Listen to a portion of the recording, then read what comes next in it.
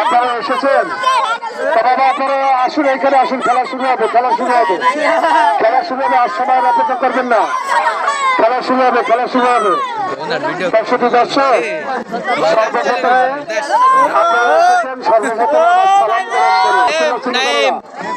সর্বপ্রথমে আবার সালাম গ্রহণ করুন। আসসালামু আলাইকুম। 21 তারিখে রাত্রি থাইস কিন্তু হিন্দু দাদাদের প্রতি নমস্কার। অন্যান্য জাতি